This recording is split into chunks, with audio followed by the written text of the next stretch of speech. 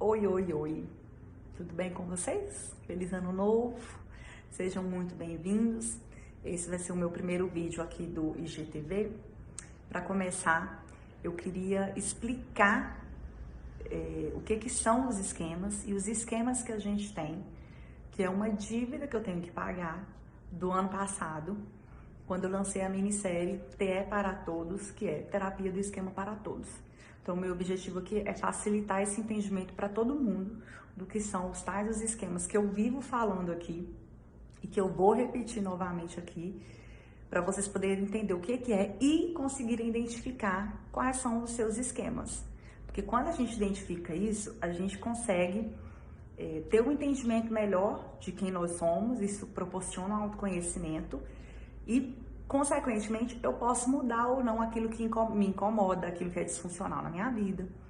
Então, esse que é o objetivo aqui de trazer essa explicação. Eu vou tentar ser o mais sucinta possível, vou fazer esse esforço, mas vamos ver o que sai aqui. Esse negócio de gravar aqui é meio complicado, sabe? Mas vamos ver o que vai sair, tá? Então, recapitulando para quem nem tá entendendo do que eu tô falando. Esquemas. O que são os esquemas? Esquemas é um padrão de funcionamento que ele começa a ser originado e vai se desenvolvendo desde a nossa infância até a nossa adolescência, e ele se perpetua na nossa vida adulta. Então, os esquemas, eles vão determinar como a gente pensa, né? Como que a gente interpreta situações, como que a gente sente e a forma como a gente age nos relacionamentos. Eles ativam sentimentos intensos, que os mais comuns são a raiva, a tristeza, a ansiedade, a angústia. Então, normalmente a gente consegue identificar, tem um esquema ativado quando essas emoções elas vêm de uma maneira muito intensa. E aí é óbvio que é avaliado cada caso, a situação, mas essas emoções intensas elas estão muito presentes. Eu vou dividir os vídeos por domínios. O primeiro domínio aqui, ele tem um conjunto de esquemas. E qual que é o aspecto em comum desse domínio? A gente dá um nome para esse domínio de desconexão e rejeição. É um domínio em que a necessidade básica é a proteção. A gente precisa de segurança, a gente precisa de afeto. A gente precisa desse contato, do calor humano da nossa mãe, a gente precisa desse cuidado. A gente precisa de alguém que tenha empatia, que consiga perceber que, olha, o meu bebê tá chorando, ele deve estar precisando de alguma coisa, ele deve estar passando por alguma dificuldade, e o que eu posso fazer para poder atender a essa necessidade? Então, são necessidades básicas de estabilidade, de segurança, de empatia, de nutrição afetiva, que a criança precisa. Essa é a característica desse domínio, que vão ter os esquemas que eu vou explicar a seguir. Primeiro esquema é o esquema do abandono e da instabilidade. Quando eu tenho esse esquema, a minha crença mais forte é a seguinte: eu vou ser abandonada a qualquer momento. Então, como me faltou o vínculo de segurança e de estabilidade, eu tenho essa sensação iminente de que eu não posso confiar, eu não posso contar com as pessoas ao meu redor. Então, eu estou o tempo inteiro achando que no final de tudo eu vou ficar sozinho. Então, quais são os pensamentos típicos de quem tem esse esquema de abandono? Eu acho que eu vou sempre ficar sozinho. Eu não posso contar com ninguém. Vou colar aqui, tá, gente? As pessoas, elas não querem compromisso comigo. Fulano sempre me abandona, eu sempre acabo sozinho no final das contas. Eu nunca vou ter ninguém confiável perto de mim. Então, são pensamentos que colocam em dúvida que eu possa contar com o outro. É sempre essa sensação assim de solidão, de estar só. E aí eu vou explicar aqui do abandono, o que acontece quando eu tenho esse esquema, que é o seguinte, só pra gente poder entender mais pra frente os outros como é que funciona. Se eu tenho esse esquema funcionando, eu acredito que eu vou ficar sozinho, tenho certeza. Eu tenho convicção disso, que eu vou ser sempre só. O meu comportamento, ele vai ser para poder manter essa verdade. Porque essa é a minha verdade. Eu acredito fortemente nisso, que é o esquema. O esquema, eu acredito muito nisso. Eu vou me comportar para quê? Para garantir que isso continue sendo uma verdade, porque isso é familiar, né? Por mais que seja doloroso pensar que eu vou ficar sozinho, já sei, já estou acostumado, eu vou ficar sozinho mesmo. Então eu vou me comportar de uma forma que vai garantir que isso continue sendo uma verdade. Tá aí a disfuncionalidade da gente continuar mantendo os esquemas, tá certo? E essa é a mesma lógica que serve também para todos os outros que eu vou explicar a seguir. Vamos lá para o segundo esquema. O segundo esquema desse domínio da desconexão e rejeição é a desconfiança e o abuso. Como o próprio nome já diz, qual que é o pensamento típico? As pessoas não são confiáveis.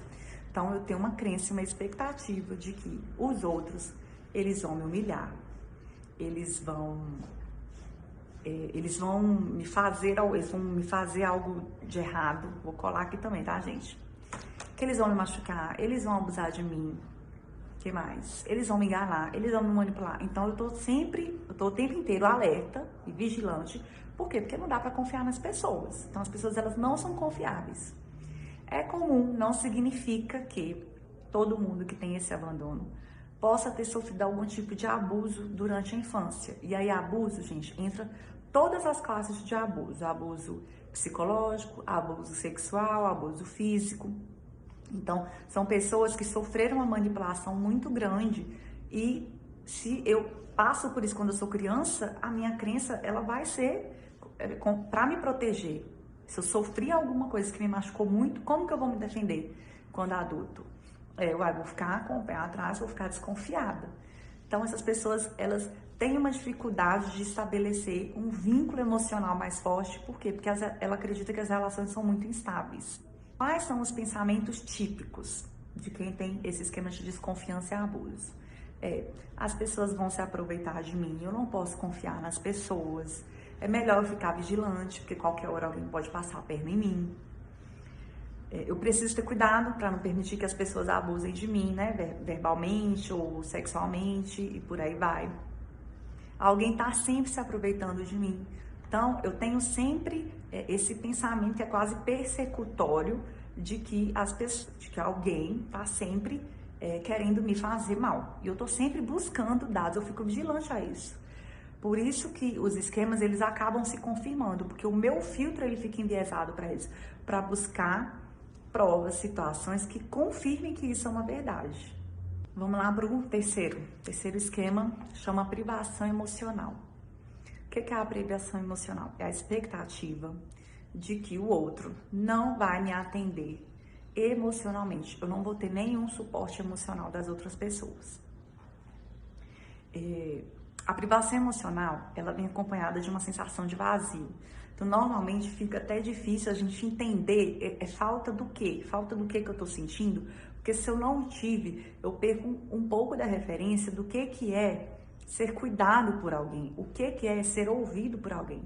Então, a privação, ela pode ser disso, privação de cuidado, privação de empatia e privação de proteção. Se eu nem tive isso, eu fico sem referência, foi isso que eu falei.